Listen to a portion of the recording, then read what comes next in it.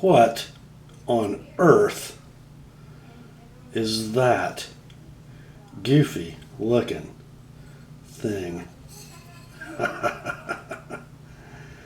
Oh, that's got to be a face only a mother could love. A mother and me. Wait till you hear about this one, my friends. It's going to be interesting.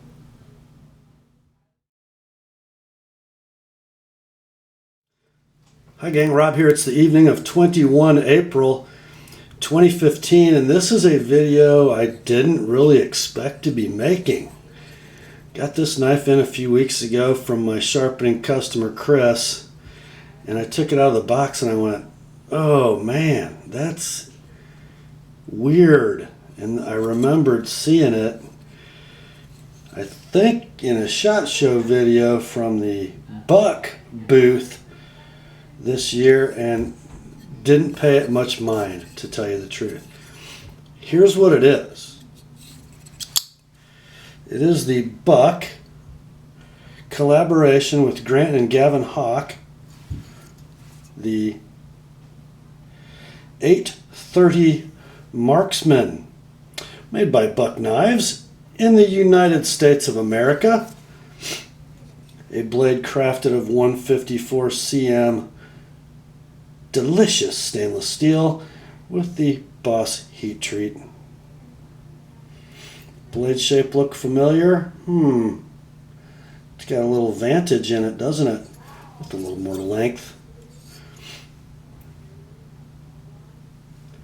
So this blade, about 3 9/16 inches long, might be 3 5/8 in some models that have a little more tip than this one does. But we're going to say it's 3 9/16. The handle, made of hard anodized black aluminium, as they say in the UK. Beautiful handle, actually, when you get it in hand. This is 4 11/16 inches long, so overall length is about 8 1/4. The handle thickness is right at 1/2 inch, and the blade stock is 1/8 of an inch thick. The clip is familiar. It is the clip used on the Vantage, I believe, and it is tip up, deep carry, swappable from left to right side. This one is right now in the right hand configuration. And by the way, the knife is on ball bearings in some shocking red polymer washers, and it is a flipper. It's a flipper, and not only is it a flipper, it is an unbelievable flipper. Did you see that?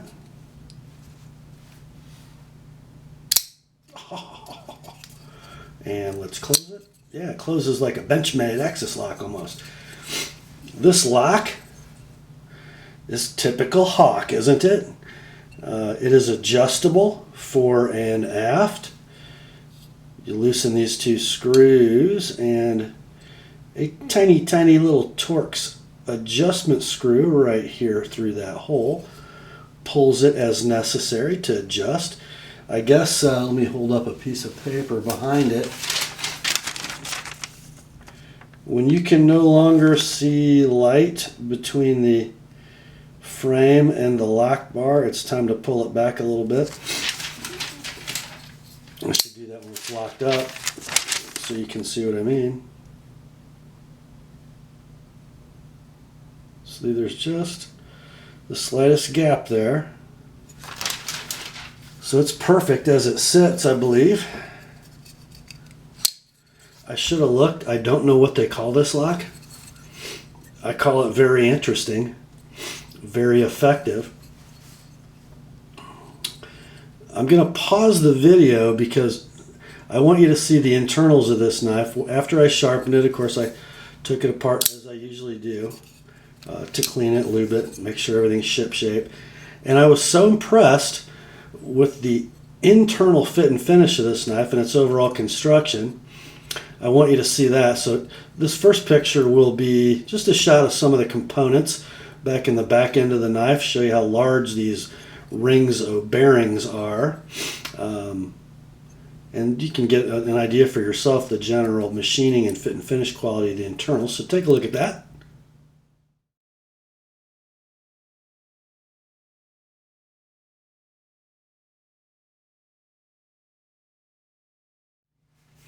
Yeah, pretty neat stuff. Everything is nicely machined, nicely polished or stone washed, and everything fits together just beautifully.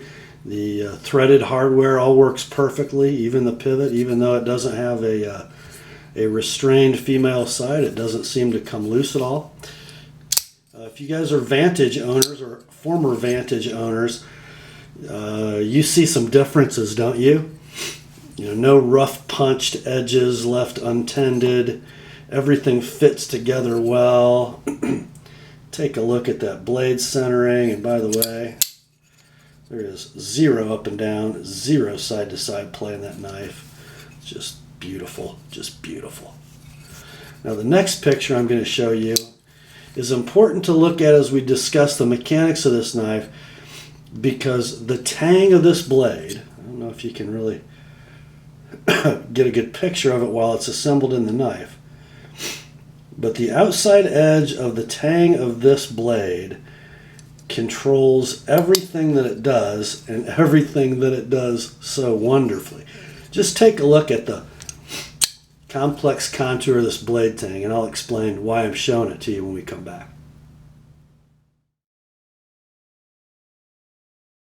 Did you see all those radiuses and notches and contours? Well, here's what they all do, okay? When the blade's closed, the front of this flipper, this notch, rests against the front of that lock bar,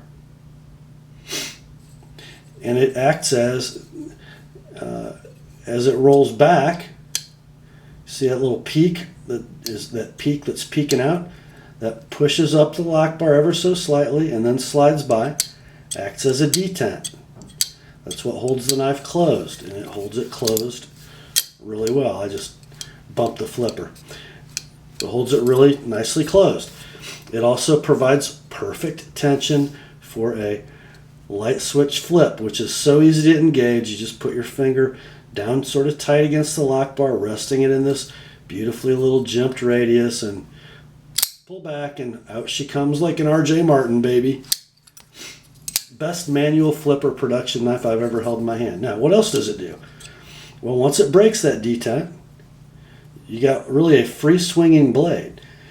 And because it's not a frame lock or a liner lock, there's no tension from a lock bar, you know, a ball detent riding along the blade, so it just lets it flip open super freely until it reaches the point where the locking tooth engages the bottom of that lock bar. And you're going to see it lift it and then snap over the edge, and you're there, baby.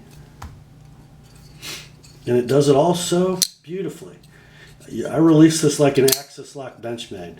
Just grasp it with my fingertips, push up on the lock bar with my thumb, flip it closed, letting off the lock bar. The detent holds it. It's just awesome. I mean, guys, you talk about an addictively fun knife to play with. I'm not that used to it yet, as you can see. Not my knife, but it works so cool. I mean, just without even thinking, that thing is open. You can sort of push button it too, pub. But it's so comfortable just to lay your fingertip right there, and nothing sharp as you come back. And you're not really exerting much force, so the sharpness wouldn't matter anyway. It's just a lazy little motion that propels that blade into deployed status. I think the lock ought to be pretty doggone strong. The negative pressure on the lock is trying to pull it forward. And if you saw from that first picture, right about in this area, there's like a 1/4 inch diameter steel pin that adjustment screw rides against. Even if the end of the screw started to mushroom out, you're just going to pull this lock bar forward till it takes all the slop out against that 1/4 inch pin. Then you'd actually have to, pull this lock bar, hardened stainless steel lock bar apart. You'd have to take it to yield strength. I don't know how many pounds that would take, but it's a pretty strong lock, I think. I don't know if it's a cold steel triad lock, but it's pretty doggone strong.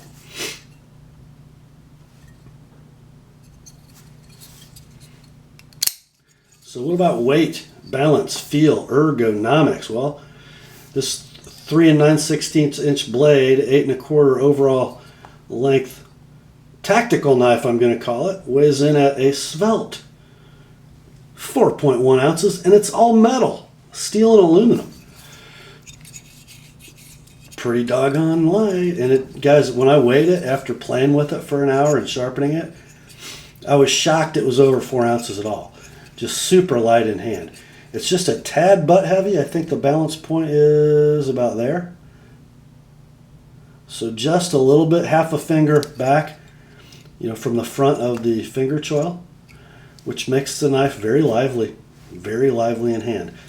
So let's look at ergonomics in use. We know that it's ergos for deployment and closing are awfully good.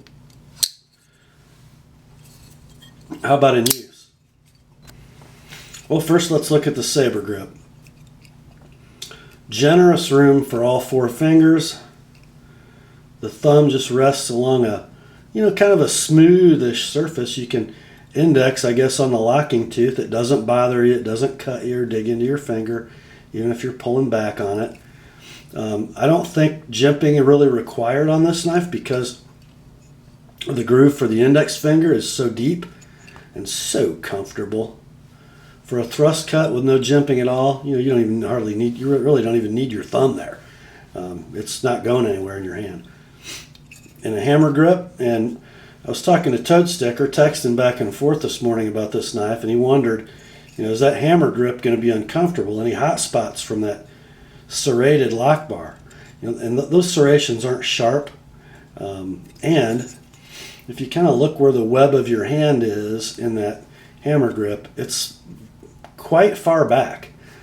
Even if the knife rode up in your hand,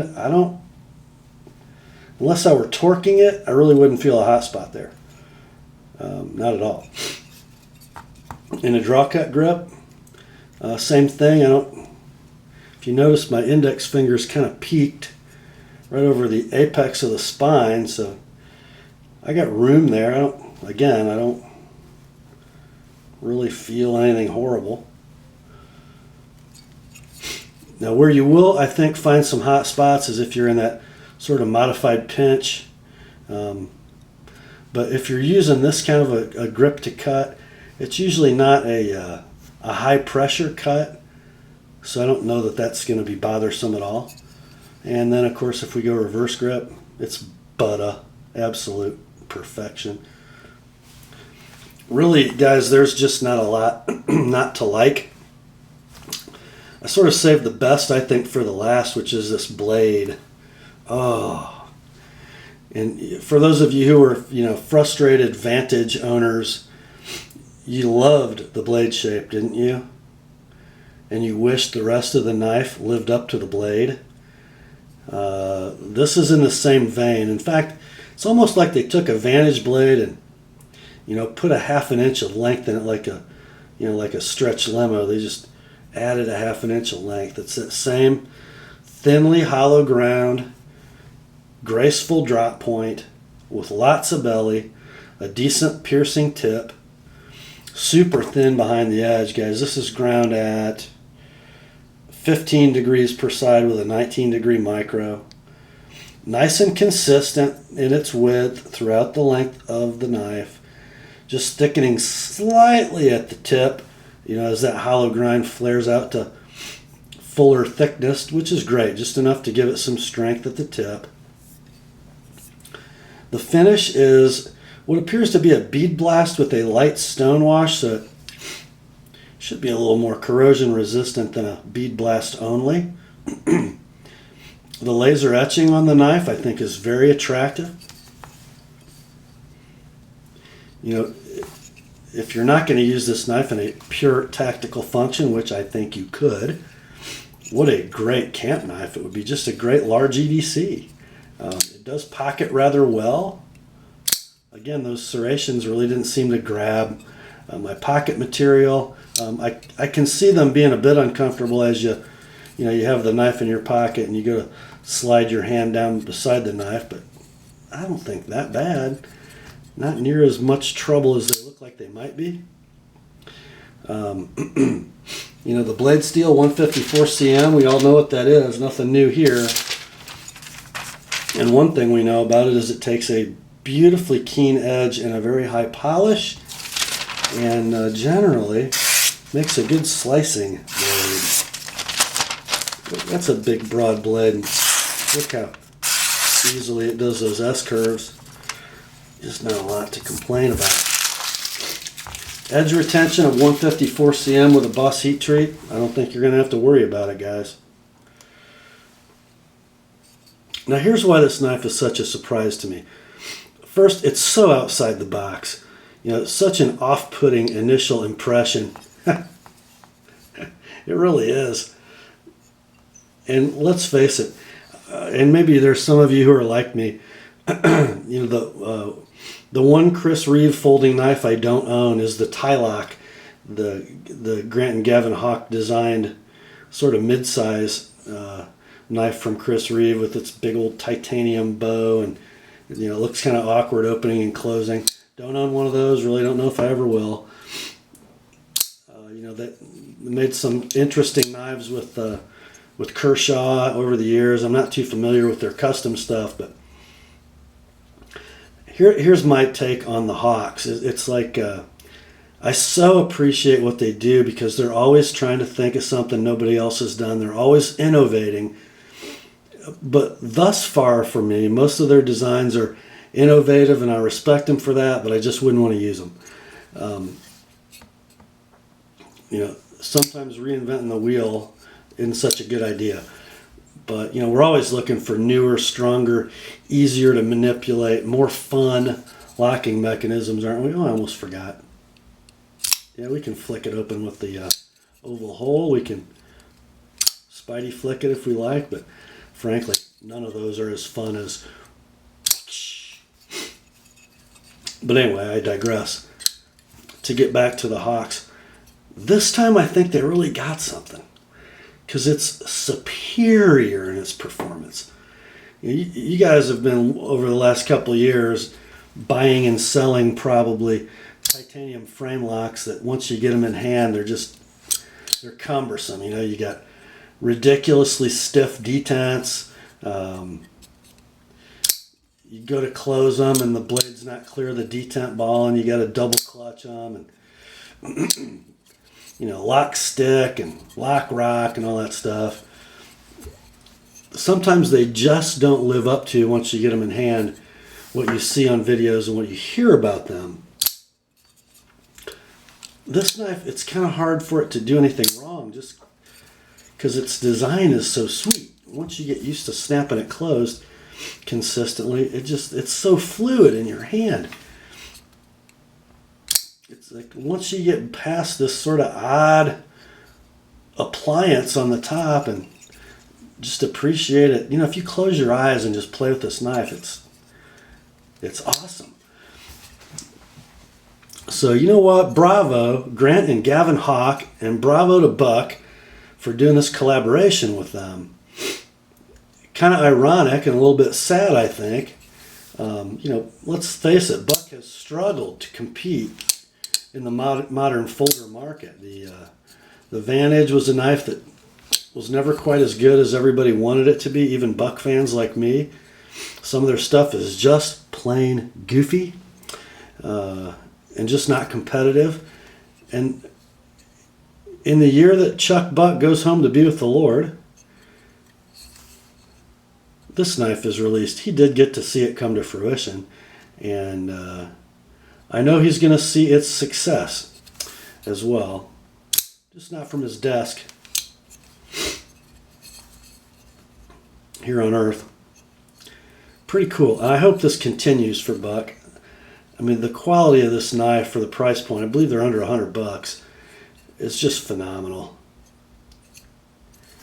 We've wanted this for so long, us old buck fans who still cherish our 110s and 119s.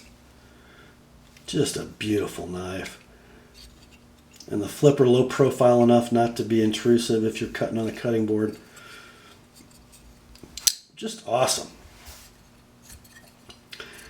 I challenge you, my friends, close your eyes, click the buy it now button, and fondle this knife for a few days before you open your eyes. You're gonna fall in love with it. I promise you will.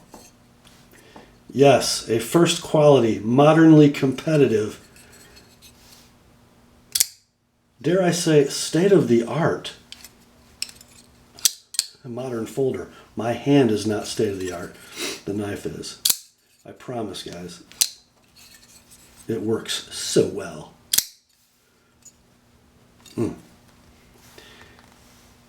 I did not expect to review this knife and review it so positively, but I really don't have anything bad to say about it, which makes me happy, because you know I love buck.